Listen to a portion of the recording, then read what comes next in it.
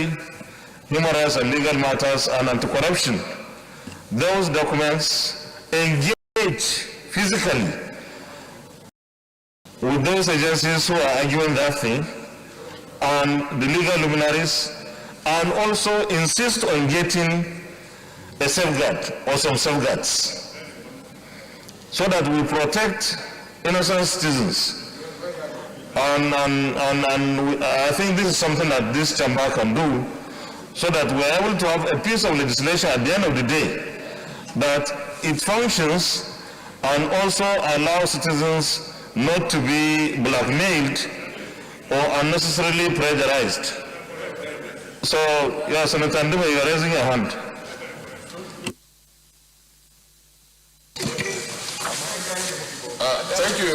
Thank you, Mr. President and distinguished colleagues. Just a little addition on what I understand this piece of legislation is trying to achieve. It is centered on process of crime as act as it says. That's what we were trying to do.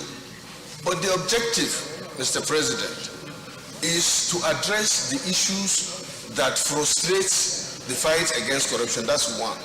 And also to address the issue of unexplained wealth. Now, the burden of proof in the Constitution, which places it on the prosecutor, cannot be removed because, as you rightly said, if that is done, then it can be abused. But also, we have a problem and we have to find a way of solving it. And this, to my understanding, should be couched in such a way that in the process by the agencies, if, for example, I own properties that is not intended or commensurate with my income, then the agencies have a cause to ask me question, where did I get these properties? And therefore, if adequate and good explanation is not provided, then of course the agencies have a reason to now seize those assets, confiscate them, and bring them to the public. Okay, Senator Ndima, I think we are on the same page on this. We have accepted to reverse ourselves here, because last week there was an amendment to burden of proof, and the amendment by Senator Aliru was carried. But because there is now a fresh submission saying that amendment has in a way rendered that piece of legislation prostate, it won't function. That's not the intent of the law.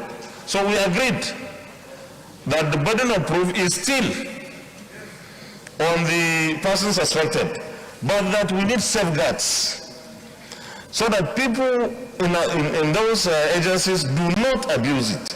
That's all we are saying. And we are doing this to make the law works. So I think we are on the same page, and this is not second reading anyway. Yeah. So we are on the same page. We are on the same page. Thank you very much. So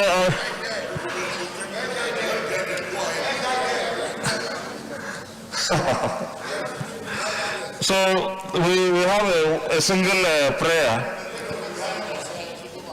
The prayer is: the Senate accordingly resolved to rescind its decision on clause 74 of the bill as passed and recommit same to the committees on judiciary, human rights and legal matters, and anti-corruption and financial crimes, with a view to exploring safeguard against abuse. I think leaders need to amend this, because they need to engage with those agencies so that they work out what the safeguards will be. Let our committee just put something like that. Let them consult with them, so that when we have a safeguard, it's a safeguard that we all agree that should be there. So you can amend it, leader. Mr. President, I rise to amend the prayer to read as follows. The same is the decision on clause 74 of the bill as passed, and we commit same to the committees of judiciary, legal,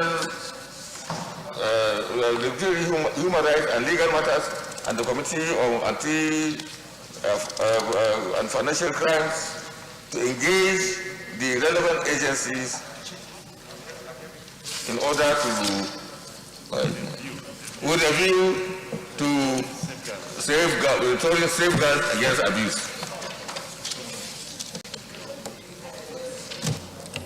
I need a seconder. Are you still going to say something? I need a seconder. Distinguished Senator James Manager. Thank you, Mr. President, my respected colleagues. James Ebiowo Manager CON. That's my name. I represent Delta. I rise to happily second the motion as moved by the Senate leader because he's doing the right thing. Thank you, Mr. President. Thank you very much, the elder of the Senate. Those in favor of the prayer, say aye. Those against say nay. So within a week, isn't it, leader? The committee reports back within a week. The chairman is not here, he will be in. I think our committees on judiciary and anti-corruption should swing into action immediately because time is of essence here.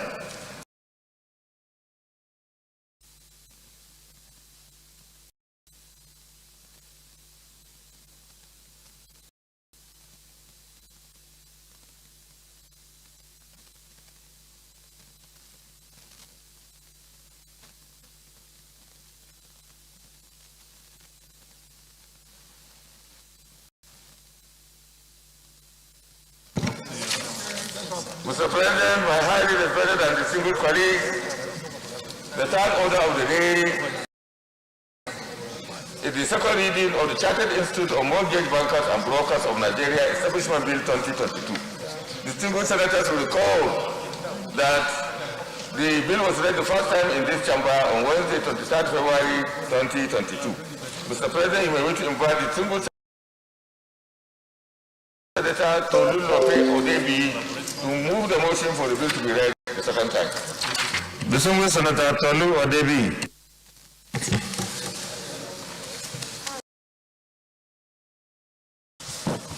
Distinguished colleagues, good morning. Permit me this morning, Mr. President, to lead a debate on a bill for an act to establish the Chartered Institute of Mortgage Bankers and Brokers of Nigeria. Mr. President, my highly distinguished colleagues, according to a recent report by the PricewaterhouseCoopers, there is a present deficit of over 17 million houses in Nigeria. By this figure, experts have also warned that Nigeria will experience a 22 million housing deficit in the next 9 to 10 years' time if nothing is done to address the increasing demand occasioned by the 2.55% continuous increase in population. This calls for the urgent need to deploy all legitimate and legislative solutions to this menace. Hence, mortgage comes to mind in this regard. And I've also included in there a reference that could be looked into. Mortgage financing is a de facto form of housing finance all over the world. In advanced countries, mortgage markets are among the largest components of the capital markets. It is worthy to note that mortgage banking is a specialized form of financial intermediation for the specific and singular purpose of acquiring real estate, either for residential or commercial purposes. Mortgage banks, therefore, are the financial institutions or special vehicles that extend collateralized credit to consumers and commercial customers for the attainment of these objectives.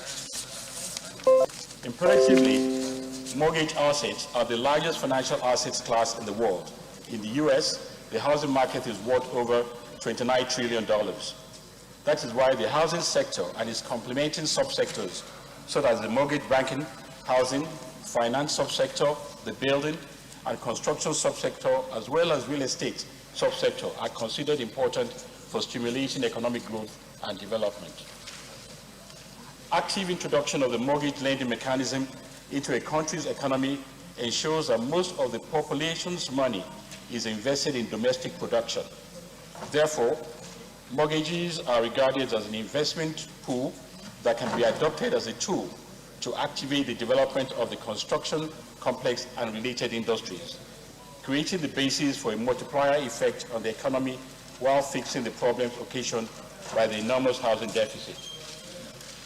Mr. President, it goes to be argued, as earlier mentioned, that the housing finance mortgage banking sector represents a growth reserve for any economy due to its immense potential to boost economic growth through its backward linkages to the land markets, building construction industry.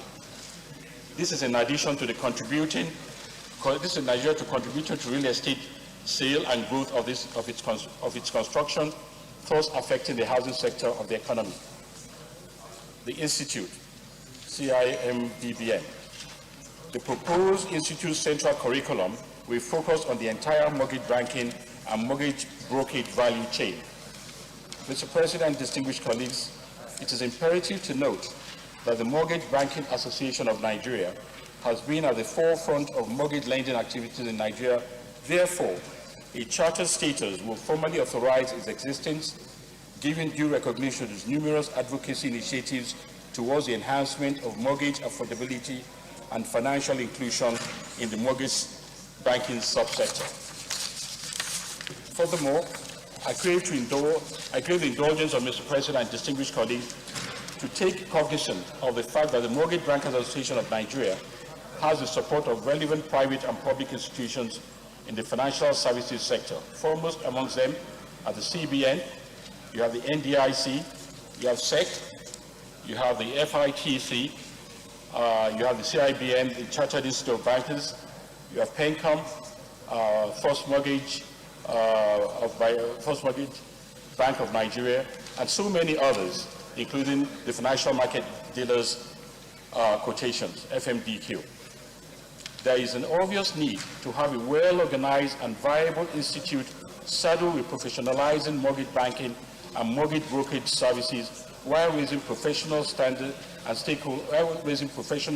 stakeholders in line with international best practices and facilitating collaboration with other professional bodies such as CIBN, ICANN, amongst others, within and beyond the financial services sector. As part of its fundamental function and objectives, this bill seeks to create an institute that will provide a platform from turning out seasoned, dedicated, qualified, skilled, and professionally trained individuals who will provide the much needed human capital resources for the mortgage banking subsector and the financial services sector in Nigeria, and by doing so, help in raising the profile and value of mortgage banking. In conclusion, the Institute will regulate its members, set ethical conduct like other professional bodies, ICANN and CIBN, and set standards in line with global best practices. It will assist the mortgage banking subsector and the financial services sector to acquire the right capacity, skills, and knowledge to explore the vast untapped potentials in the housing finance to boost the Nigerian economy and bridge the housing deficit, while also assisting our educational institutions in the advancement of knowledge towards enhancing housing finance and mortgage lending in Nigeria. Dear colleagues, I urge you all to kindly lend your viable legislative support to this bill, even as I wish to clearly state that the bill holds no financial implications for the federal government of Nigeria. I so submit. Thank you very much. Senator Sadiq Suleiman Umar. Thank you, Mr. President. My distinguished colleagues, I am Sadiq Suleiman Umar. I represent the good and decent people of Kwara North, and we who are. Mr. President, my distinguished colleagues, I rise to second that the bill for an act to establish the Chartered Institute of Mortgage Bankers and Brokers of Nigeria, CIMBBM, be read for the second time. Mr. President, my distinguished colleagues, you all are aware, one of my greatest legislative passion is to see that we strengthen our institutions in this country. because that is our only pathway to get into the destination we want to move the country to. Mortgage bankers, where the financial muscle is expected to provide housing for our society, needs to be strengthened. And an institute is that mechanism that will allow for best practices, ethics, standards, control. And as we are all aware, housing sector is one of the key economic sectors that determines so much. And we all know how the effect on the housing sectors can affect the economy of well-structured economies around the world. It would be nice to see that we strengthen this. We are able to use this as a platform to cover for the housing gaps, which is so huge, and we all talk about this at various platforms. This institution will be most useful in strengthening the housing sector. Mr. President, my distinguished colleagues, I therefore urge you all to support this bill to be read for the second time. Thank you, Mr. President. Is anybody against the bill? Those in favor that this bill will be now read a second time, say aye. Those against, say nay. Flag of the Senate.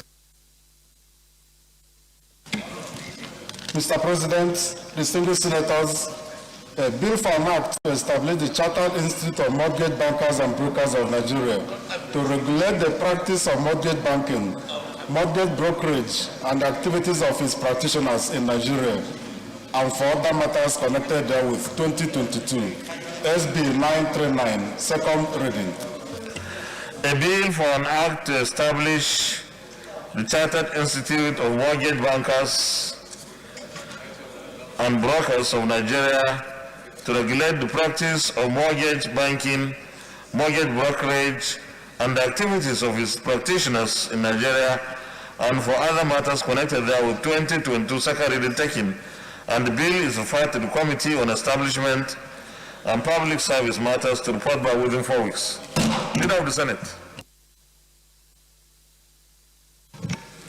Mr. President, my highly respected and distinguished colleagues, the fourth order of the day is the second reading of the Federal University of Medical Sciences, Guadabawa, Sokoto State Establishment Bill 2022.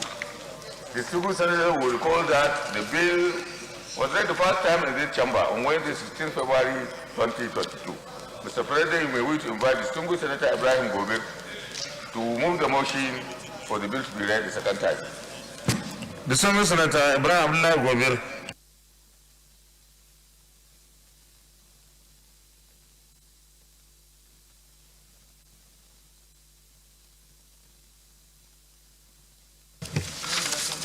Your Excellency, distinguished colleagues, my name is Senator Ibrahim Gobir, representing Sokoto East. This is a lead debate on the bill for the establishment of the Federal University of Health and Medical Sciences, Guadabawa. Distinguished Senator Gabriel Susam, Senator Susam, please leave Senator Albert alone.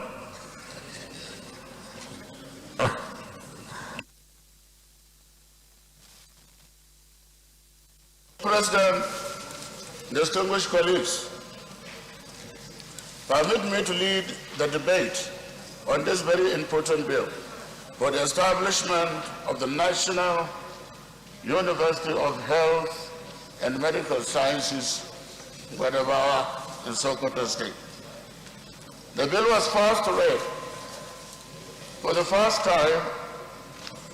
The bill was read for the first time in this honored chamber on Wednesday, 16th February 2022. Mr. President, distinguished colleagues, this bill seeks to establish the Federal University of Health and Medical Sciences, Guadabawa, and to make comprehensive provision for its due management and administration. The establishment of this institution is informed by the imperative to create more access to health education, to higher health and medical studies in view of the large number of qualified candidates who are annually stranded in their failed attempts in gaining admission into higher institutions in the state.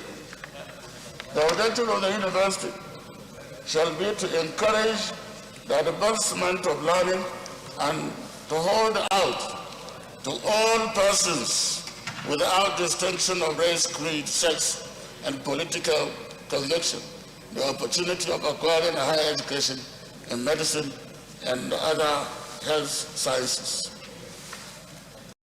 To develop and offer academic and professional programs leading to the award of diplomas, first degrees, postgraduate research, and higher degrees with the emphasis on planning, adaptive, technical, maintenance, developmental and productive skills in the field of medicine, biomedical engineering, scientific, and allied professional disciplines related to the health resources with the aim of producing socially mature persons with the capacity not only to understand, use, and adopt existing technologies in the health industry, but also to improve on those disciplines and develop new ones, and to contribute to the scientific transformation of medical and other health practices in Nigeria. 3, to act as agents and the catalysts through postgraduate training, research, and innovation for the effective and economic utilization, exploitation, and the conservation of Nigeria's natural, economic, and the human resources, and to offer to the general population as a form of public service the results of training and the research in medicine and allied disciplines, and to foster the practical application of those results. Mr. President, distinguished colleagues, the health sector has a very high potential, and it requires high-level medical, scientific, and administrative skills to drive it. The establishment of the university will go a long way into achieving these targets. Mr. President, distinguished colleagues, this bill is well organized for the very own purpose of a modern academic and research institutions. The objectives of the university, as articulated above, are supportive of its mission and broad vision of a modern institution that will develop world-class medical personnel that can sustainably manage our nation's health sector by providing medical expertise at the highest levels. The university is therefore to further advance knowledge through research and mature unique innovations, entrepreneurship, and wealth management in the core area of interest. Mr. President. Minority Leader, Chief Whip, please. Okay, thank you.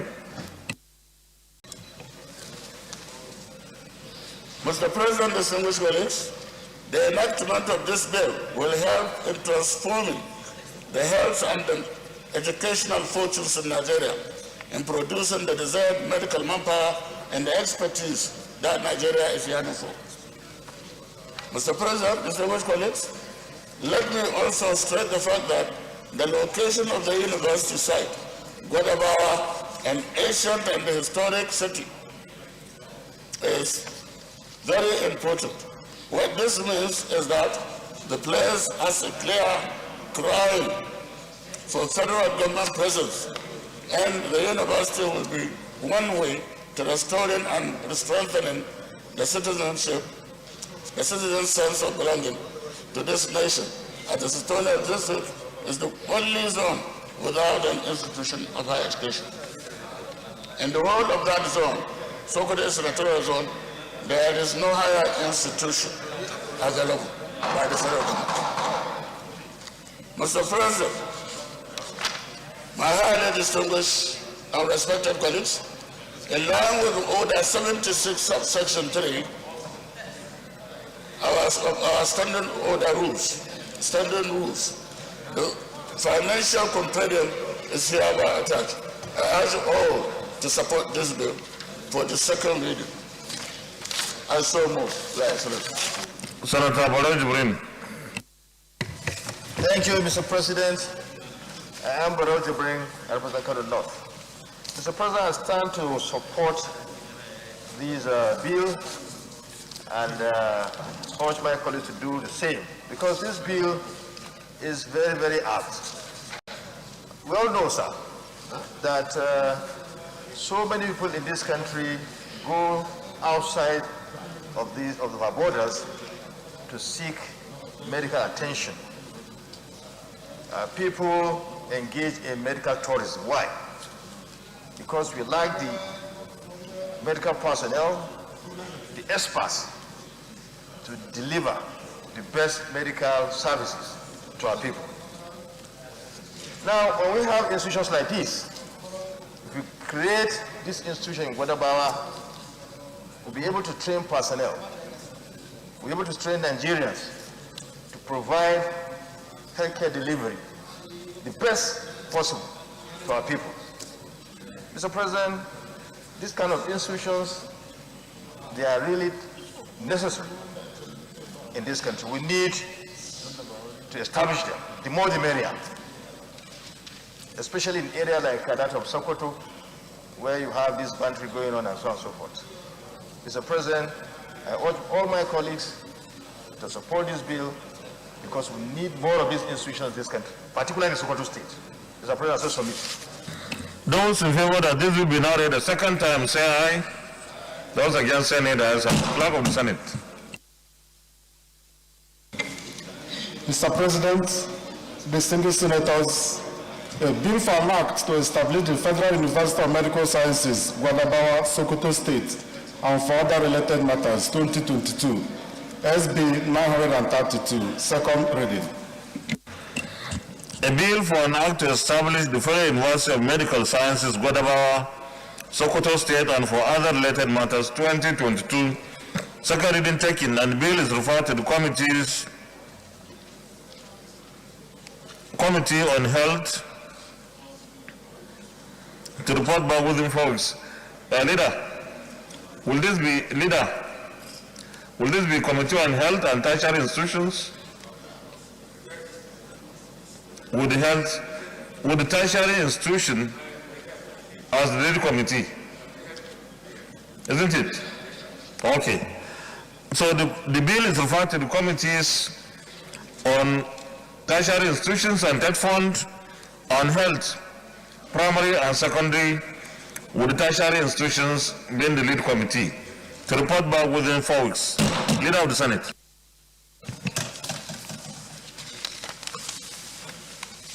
Mr. President, my highly respected and distinguished colleagues, the fifth order of the day is the second reading of Sickle Cell Disease Research and Treatment Center Bill 2022. The distinguished senators will recall that the bill was read the first time in this chamber on Wednesday, 2nd March 2022. Mr. President, you may wish to invite the distinguished Senator Akon Eakin to move the motion for the bill to be read the second time. Distinguished Senator Akon Eakin.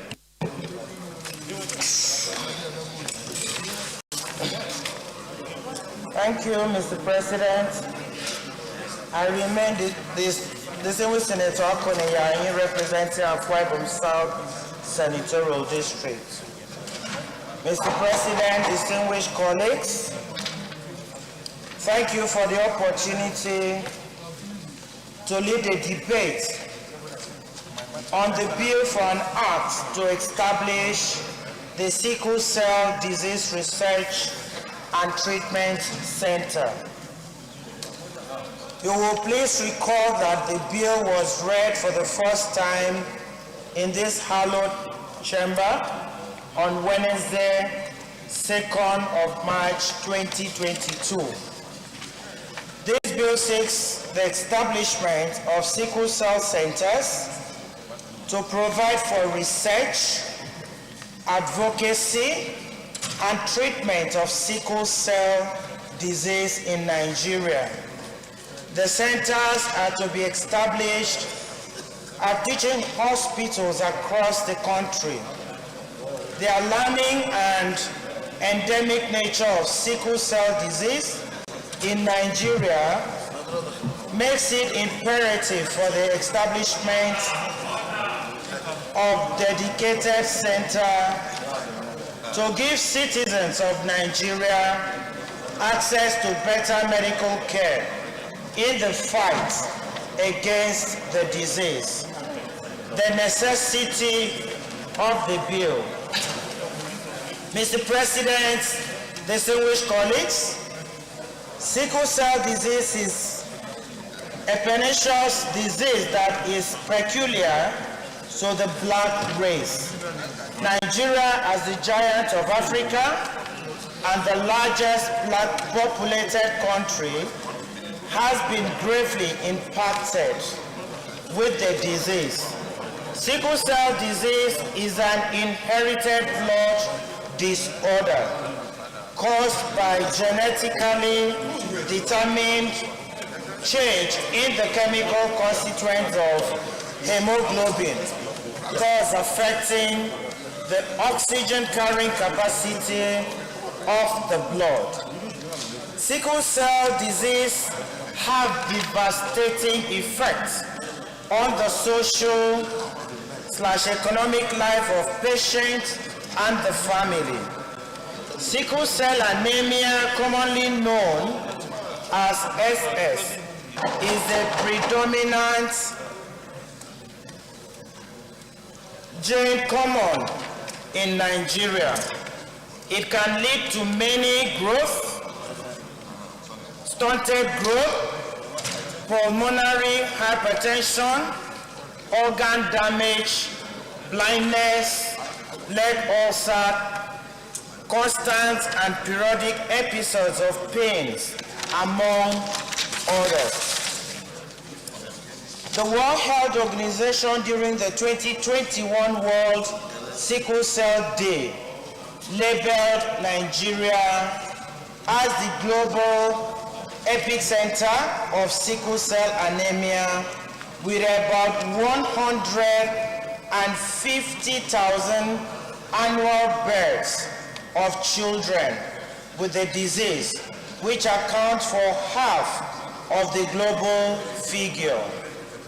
This figure is alarming and quite distressing, as we are well aware that births in the local areas are not documented, and therefore the true figure might be quite higher than the above.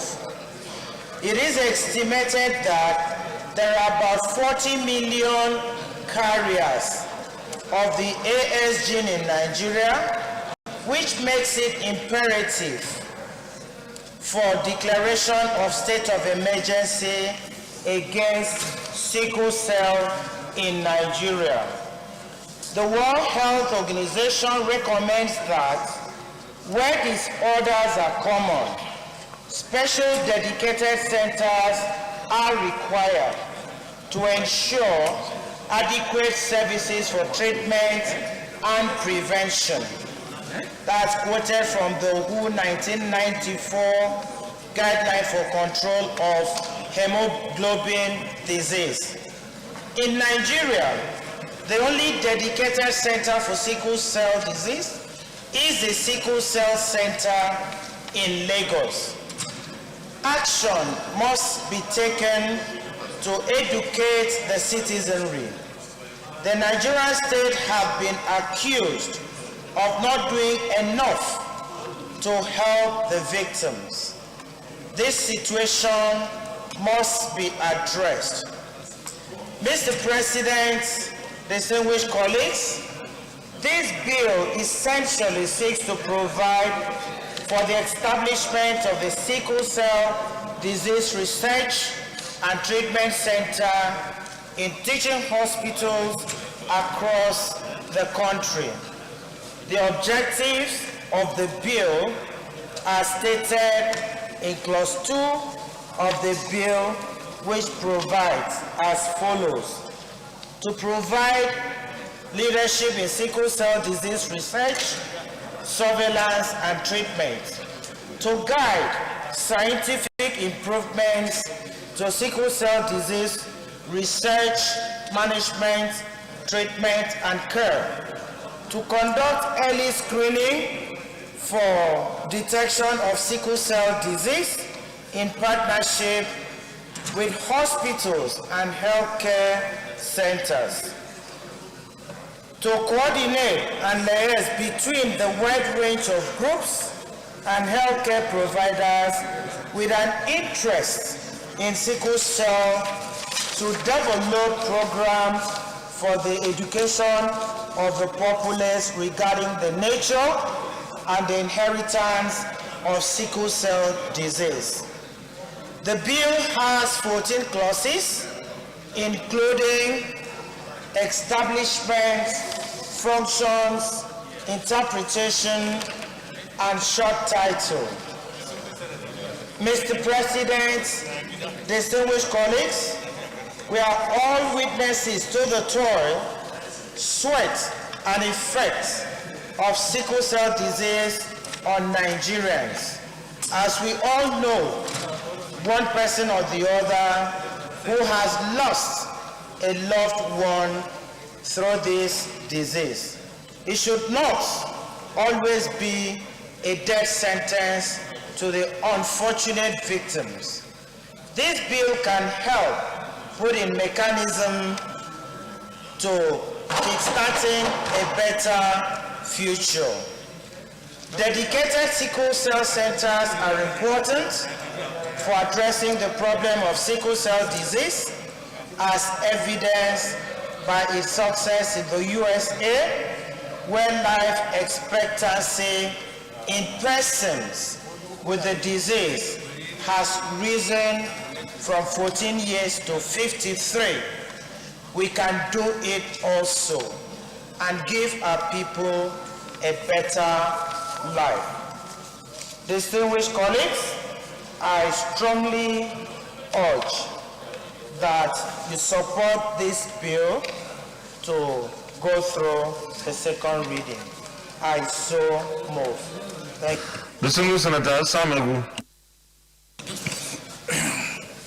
Thank you, Mr. President. I am Senator Sam Egu, representing Ebonyi North, Senatorial District. Mr. President, I just want to draw the attention of this.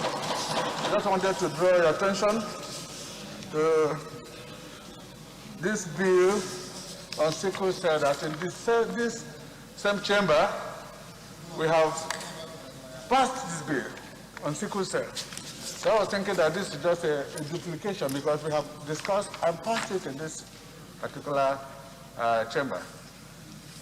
That's my observation, Mr. President. Well, I know that we have passed a similar bill on sickle cell sponsored by you, but it's still with the committee, isn't it?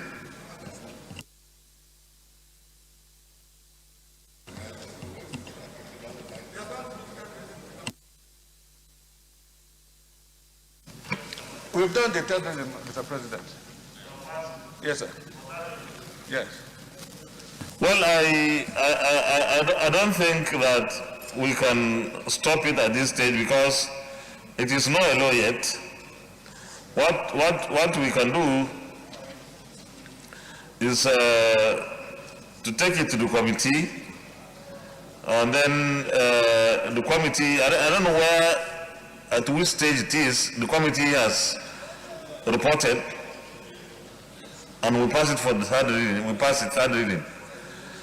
Since it is not a law, my judgment is we can still pass this one. Where that one becomes a law before this one, then maybe something else could be improvised. But it is rather a little bit difficult to handle now that it has gone for third reading, but it doesn't, I mean, we passed it, we did the third reading, but that does not stop this, because there is no law yet to say that we cannot pass this one as well. I don't know whether there is any other opinion to this. Sorry? Yes, so we'll pass this one for second reading, and it's for the committee to do its work. I don't know if there is any differences, if there are differences between yours and this one, but eventually maybe yours will be there before this one. If yours becomes the law, then I don't know what the fate of this one will be. So it could be that we could borrow something from this one, even if yours become a law, to enrich it and fortify it, because sickle cell is a disease that we are all concerned about, and if there is anything that we need to do to minimize its depressive and debilitating impact, we should do so. In fact, if we can have laws to make it completely out of our communities and societies, so be it. But at the moment, we cannot stop this, the consideration of this particular bill. So any contribution? Yes, distinguished Senator Francis Adenigba.